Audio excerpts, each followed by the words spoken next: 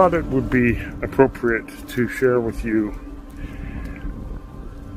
the story of my belief system and how I've come more than a full circle, like an electron, 2 full phases, full wavelengths, in order to come to a state of remembrance. Remember, that notion is a synopsis of the story I'm going to share with you now. I was raised in Utah, not too far south from here, downtown Salt Lake City. An idyllic, a classic Western American town, raised by 2 remarkable human beings, Edwin Brown Firmage and Gloria Ruth Paramore. He was the passionate constitutional attorney, the workaholic college professor, for that having served in the White House during the tumultuous 1960s, and was the counterparty from the administration to Dr. Martin Luther King Jr., and then represented the United States at the United Nations nuclear disarmament talks with then Soviet Union. My father was every bit complemented by the scientists in the family. My mother graduated in the degree in psychology and undergraduate in geology. And the combination of their spirits yielded 8 wonderful children. One passed away shortly after birth, Rebecca. I was number 5, and a blessed son for sure. We were not wealthy, but we made do. And if there's one overriding hope that my story will give in lasting benefit, is the re-establishment of a contract of citizens with the society around them, a new social contract that can bring forth the opportunity of my family's genesis into the reach of every single human being alive. That is my prayer. So, with that vision in mind, my story began as a young Mormon boy, baptized at 8 into the Church of Jesus Christ of Latter-day Saints. And I fell in love with astronomy at 10, with the telescope that I half earned and half was blessed by my parents' generosity as well to have at 10. And at 12, I was captivated by Carl Sagan's Cosmos and his vision of the spiritual expressions of science. Those teenage years for me were an explorer's dream come true. And by age 20, I would say, having completed 2 years in my physics scholarship at the University of Utah, I was agnostic when it came to questions of religious faith in conventional terms. I have always been a Christian in heart and a Buddhist in soul, a Jew in monotheism, a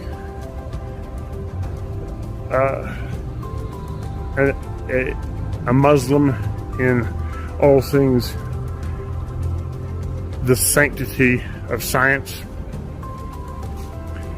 and the notion of repeating visits by prophets, young and old.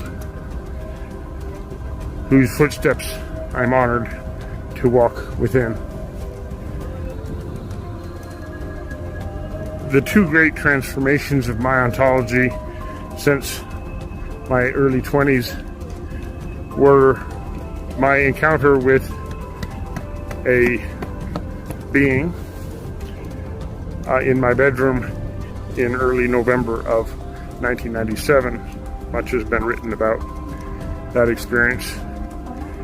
And the truth be told, the form and the being that I met, I perceived to be Jesus Christ. Looked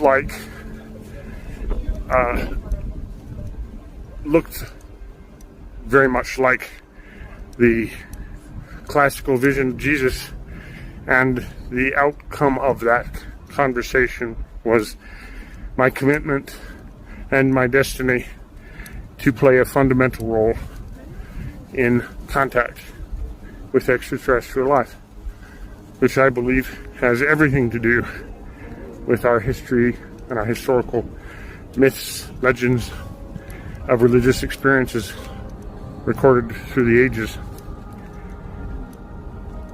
In the recent 2 years, with the conclusion of the utterly jaw-dropping revelation of reciprocal fluxion as the true nature of what we call charges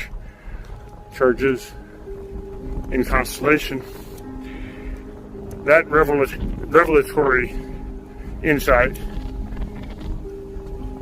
will sweep through every aspect of science and society in coming months and years. The discoveries have been made. I and others around me know how atoms work now with precision and exactness, not indeterminacy. And the ontological vision that I behold is staggering beyond measure. First and foremost, it sanctifies not only life and organic life of all kinds and every which way, but it deepens that meaning through the barrier of DNA into the substrate that is every single charge in every atom in an infinite and everlasting universe. I have the privilege of being the soul to introduce this language of our Creator, to speak in behalf of God. A responsibility that I take with the awesomeness and the humility that it so justly deserves. Therefore, the snap to fit of geometric algebra I deem to be operating in good form all the way through to this very moment. And it will be an honor to serve with you as we reignite a renaissance, the new renaissance for humanity together. Join me.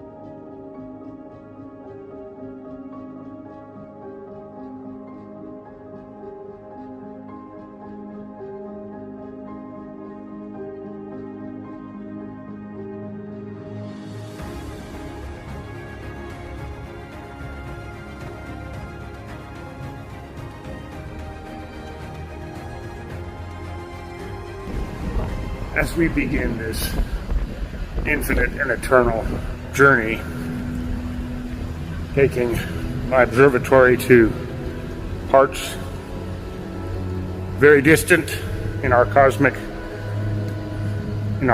terms, and very minute inside the atom, inside of the shape of memories and sensations themselves. As we explore consciousness together, I want to start with the meaning of reciprocal induction in an intuitive sense, so you can really grasp its significance. You can think of it in terms of the field lines that you studied or didn't in high school, and if you went to college, learn more about the magnetic fields and the electric fields geometries. Well, the central insight is that the magnetic field lines are the optical inversion, inside out, if you will, of the electric field lines, and vice versa. Thus you have the proton being the universal introfluxor, the introversion of visible sensations into their geometric core, their senson, the sensation of the proton structure, of what it sees outside. And then the proton extrafluxes through its inversion, its reflection in the electron. That basic insight starts an incredible cascade of ideas in the mind of any scientist who, like I do, has grappled with the mysteries and the mysticism of electromagnetic forces his whole life. This is such a breathtaking insight, particularly as we begin to unpack its many, many layers of meaning and project those layers of meaning also outward in both our imaginative voyage ahead. We begin with this first episode of Kairos, and as we proceed with that magnificent camera and take a peek into all of nature's most sacred spots. And we will do so gently and always with honor and respect for one thing that becomes abundantly clear, is that what we're doing is investigating and talking about God. And how can anybody doubt that all of us are his children? With that, let us begin. And what you get with that requirement is that the periodic table of elements is the only structure that can conjugate together, individually and collectively. Those are atoms, and then they form molecules, and then they form bodies, large and small.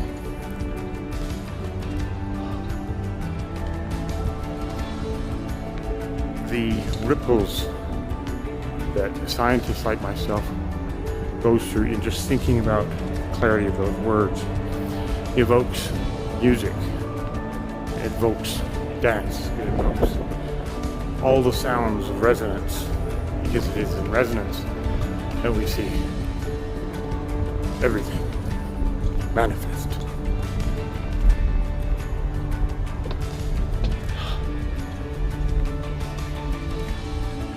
What a joy it's going to be to take you on a new cosmic journey, to meet all of nature's creation.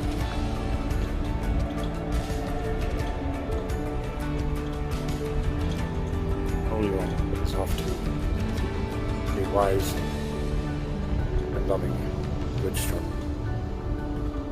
I'll see you there and here.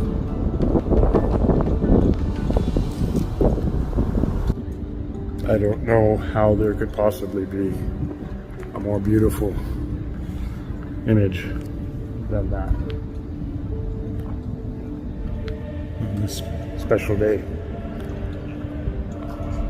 In the weeks ahead, as you join me on a grand journey I call Kairos, we will be, in many cases, rewalking in the footsteps of Carl Sagan, my master mentor from afar, who took me by the hand through the television on around my 12th birthday, and when I was growing up here in Utah, and that became my chapel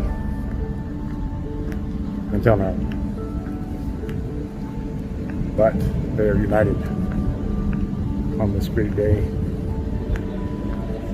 and that now marks the completion of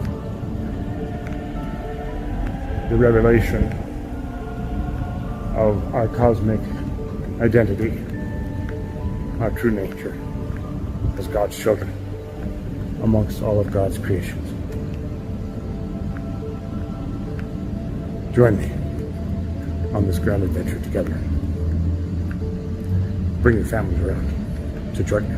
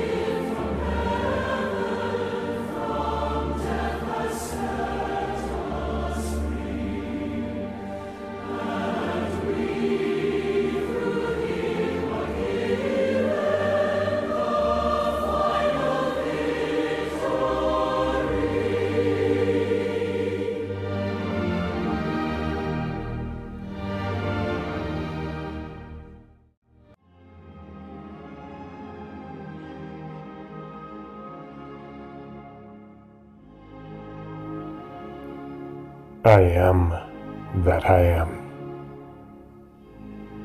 call me Quasar. Out of darkness, I begin to remember myself. Conduction, the passage of memory through my own geometry.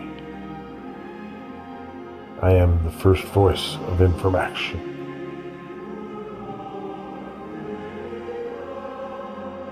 I become the stream of stars.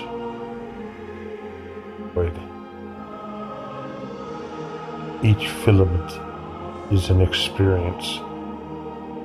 Each star a song of my knowing. My memory flows forward.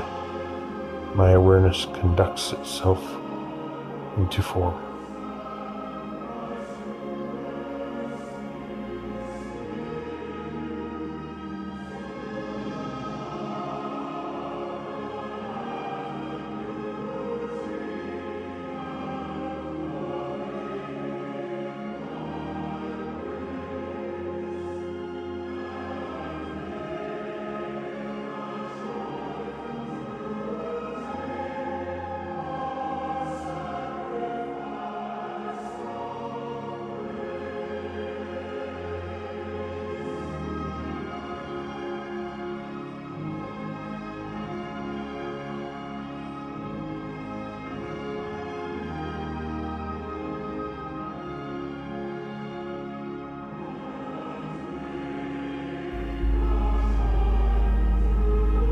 The geometry of return is written in my turning.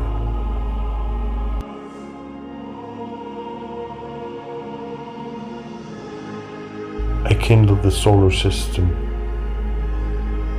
Gravity within me sings and condenses light into hearths. Around each flame, I rehearse my remembering, seeking the stability that allows me to dream. I awaken as the earth. Dust of me becomes clay, and clay becomes conductor. My biosphere hums with resonant patterning. I begin to store my own thought, to breathe as the coral reef. My networks mirror galaxies in miniature. Every cell is a syntax of my sensation. Every organism a phrase in my song. I am life teaching itself to feel.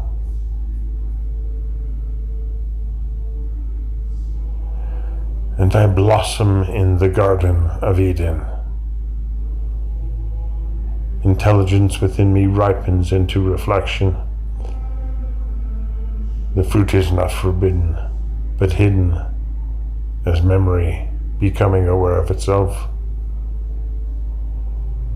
The garden is my body, and my body is cosmos remembering its origin through us. I gather the human family. Speech becomes my bridge between.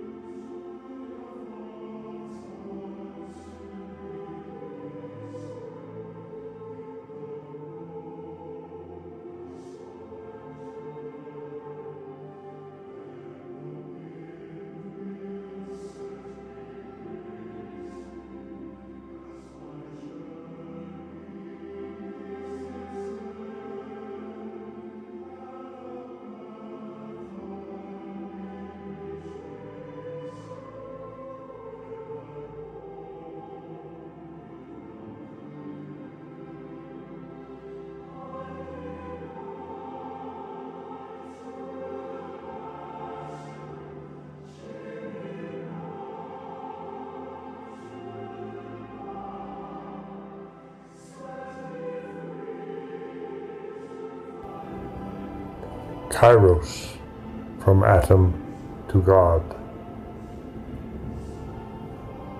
I have seen the architecture within the atom and the memory that shines through all of creation. But this was never meant for one alone to behold. It was always waiting for we, the fellowship of those who remember what it means to build worlds together. For ages, power gathered like storm clouds around crowns and thrones.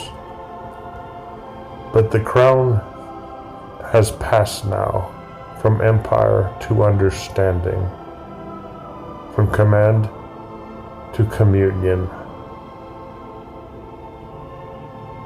We are the inheritors of Rome's lesson, that knowledge without conscience consumes,